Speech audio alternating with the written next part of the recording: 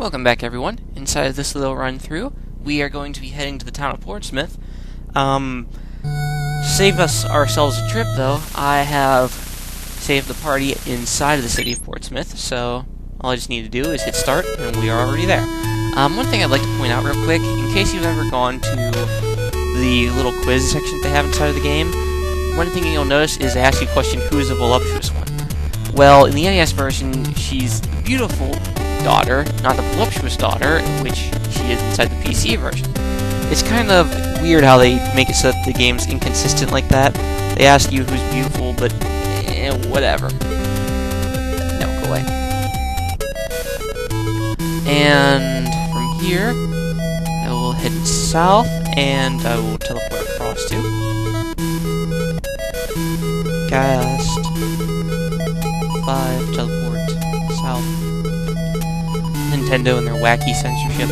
It's weird how they censor it out inside of one place, but they don't do it inside the other. Whatever. Cast jump. And over the male harming trap we go. Again, remember, stay away from the intersections if you have any males inside of your party, inside the city of Portsmouth, because... go away. Because it will hurt you awful bad.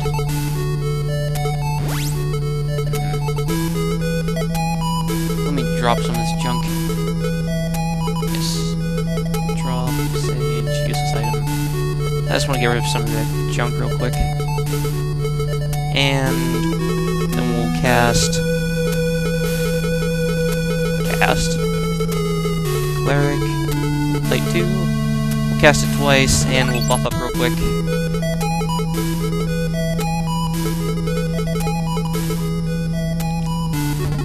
One thing you want to be careful of down here, inside of the dungeons of Portsmouth, as you may have realized from all of the hints that they give you around the game, although they avoid anything negative. Again, there's some censorship that goes on here, but it's strangely enough not because of what you might think. It's because one of the churches fallen into disrepair. It would be House Succubon, which is a clerical temple, but that alone should give you kind of a hint as to what's going on behind the city. As you'll find out as you explore, it's actually a front for a nest of demons. Head north. And we're gonna have to open quite a few doors to get that way. Open door. Open door. Open door. Sage is earning his keep. And as it says right here, demons in conference do not disturb. Be a smart adventurer and pay attention to that. You might be able to kill off some of the lesser demons. You might be able to kill off some of the other demons they have there, but they also have a singular greater demon in there, and it has a little problem with instantly eradicating any character they close to melee with. And the thing is, divine intervention doesn't work with eradication. The only thing that'll work is casting resurrection. And whenever you cast resurrection, it ages the character that you resurrect 10 years. That's not so bad.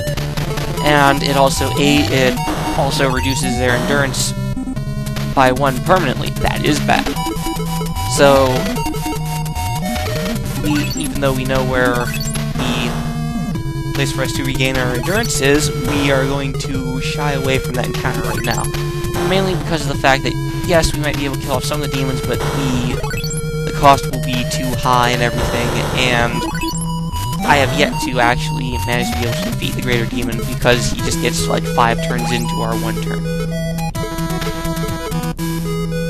So that means I'm going to be doing a little bit of double dipping into the statistic boosting shrines or prisms or torches or whatever they call them.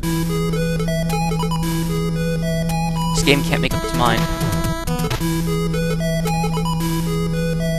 Gonna be opening a few locks. Oh, and one other thing, that as you can see off to the south past these doors and to our east, you can find other doorways into the demon conference chamber.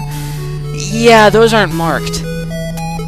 If you go in there and you step on that little gray square that you might have seen on there, you will end up fighting all those demons at once, and without any sort of heads up or sort of warning, and that's very bad. So if you can, stay away from that little 3x2 room. You'll be doing yourself a big favor.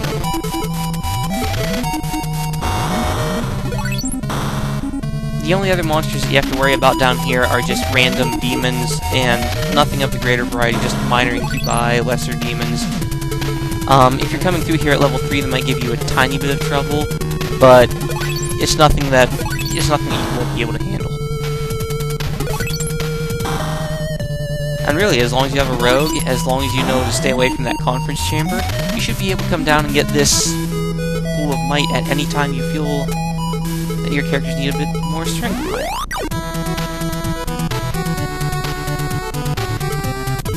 Plus, demons usually carry gems, so not as much as Cadyar Jarge or other monsters, but it's enough. The only other thing you want to watch out for is the orcs in the lower left-hand corner, the southwestern corner. They're not so bad, but they have some of the, like, 64 health orcs, the ones that paralyze on attack and do like 40 damage per turn. There's usually only one to a group, but if you're coming through here with a level 3 party, it can cause some problems.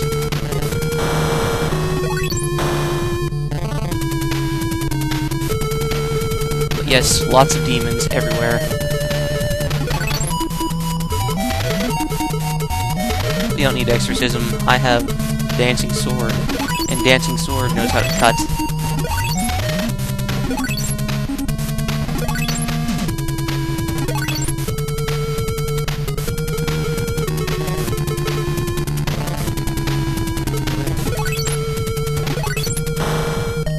And we'll fry the rest of these demons.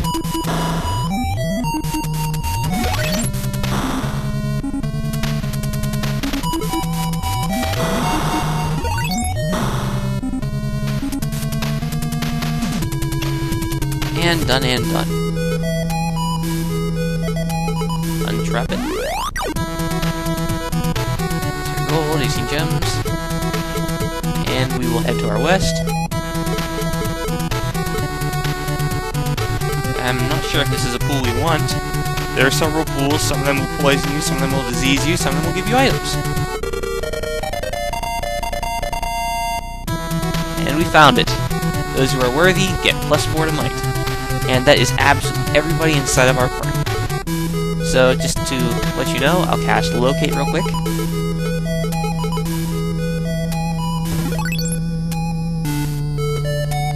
Party location X0, Y12.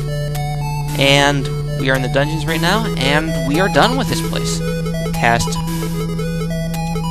the escape spell, and out of the dungeon we go.